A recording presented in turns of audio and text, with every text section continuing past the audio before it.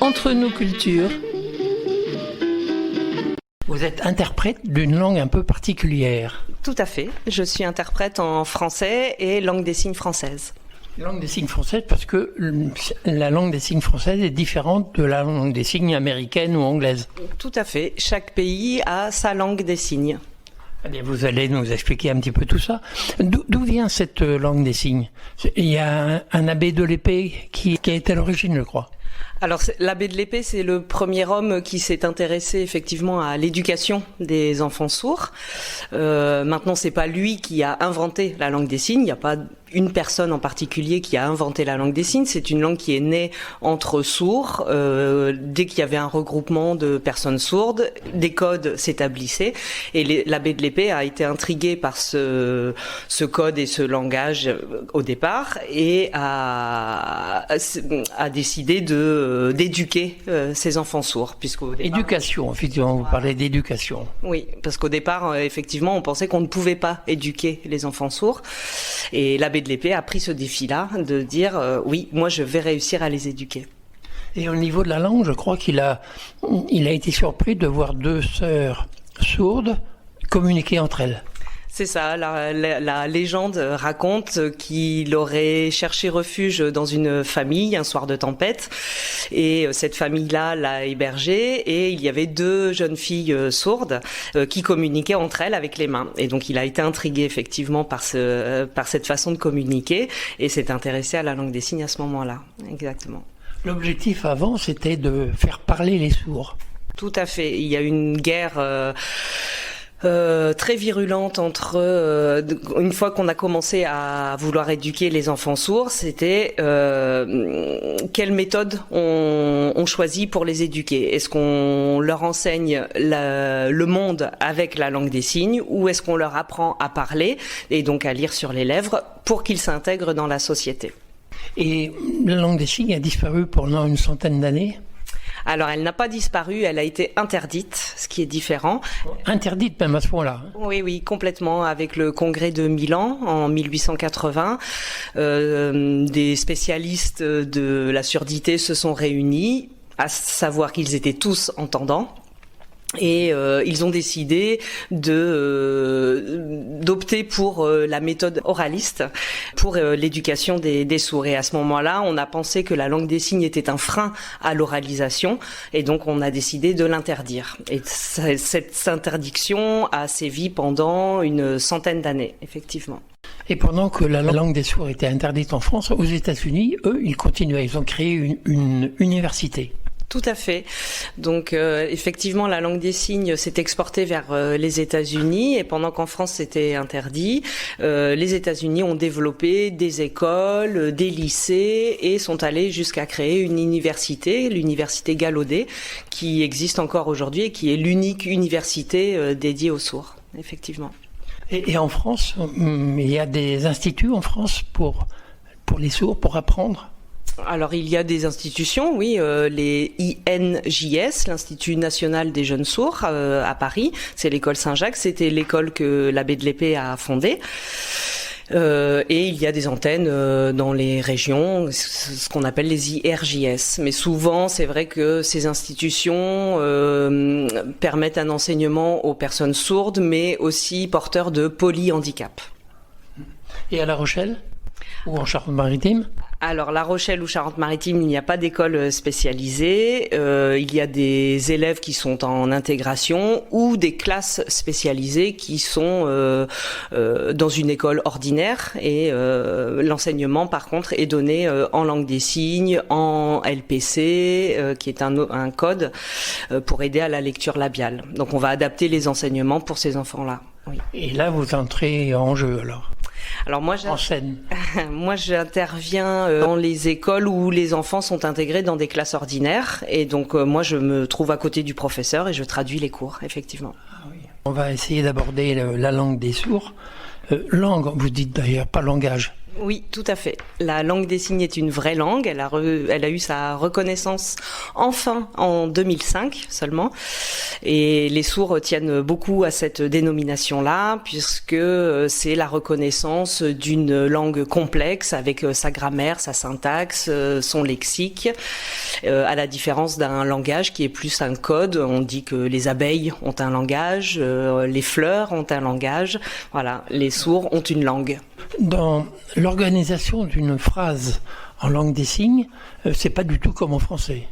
Non, pas du tout. La langue des signes a sa syntaxe, donc effectivement, c'est un petit peu comme au théâtre, si vous voulez. Il va falloir donner des informations en premier sur le décor, ensuite sur les personnages, et enfin l'action qui arrive à la fin. Alors, comment on dit, je grimpe sur un arbre? Alors, je grimpe sur un arbre, on va poser le décor, il va y avoir l'arbre, ensuite le personnage, moi, on garde l'arbre en référence et on va grimper à l'arbre. Parce que si je grimpe comme ça en premier, là c'est vide et pour les sourds ça n'a pas de sens. Une syntaxe très particulière, alors, mais naturelle en fait pour... Tout à fait, la langue s'est construite comme ça et il semblait effectivement évident de poser le décor avant de mettre l'action. Si on est dans un endroit vide, il ne peut rien se passer.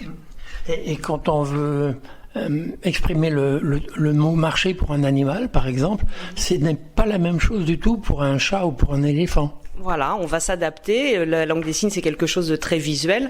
Donc effectivement, un chat va avancer avec ses petites pattes. Un oiseau, on va avoir les trois petites pattes. Un éléphant, il va se déplacer beaucoup plus lourdement. Donc le verbe marcher se traduit de différentes façons en langue des signes. Oui. Mais même sans apprendre, on pourrait comprendre en fait. Tout à fait, et c'est pour ça qu'il faut pas avoir peur d'aller vers les sourds et d'essayer de communiquer avec eux, parce qu'il y a beaucoup de choses qui sont tout à fait naturelles et qui tombent sous le sens. Si je vous dis clair ou foncé, vous voyez très bien pourquoi on fait ce signe-là. Donc il y a beaucoup de choses qui sont vraiment naturelles et qui permettent une communication assez spontanée. Vous avez parlé de théâtre tout à l'heure, mais effectivement l'expression du visage intervient beaucoup. Tout à fait, oui. Il y a à peu près, on dit 50% du message qui passe par l'expression faciale. Un peu comme chacun. Et un peu comme tout le monde. On le voit bien en ce moment avec les masques. Tout le monde est embêté. On n'a pas trop d'expression. On a du mal à savoir si les gens sont contents, pas contents. Bon ben voilà. Et la difficulté est encore pire pour les sourds puisque ils n'ont pas la voix pour les aider sur ces émotions-là. Alors, comme on dit, j'aime. J'aime. Donc, il y a un geste de la main également, un geste vers le haut, vers l'extérieur. Oui, pour construire un signe, on va avoir 5 paramètres.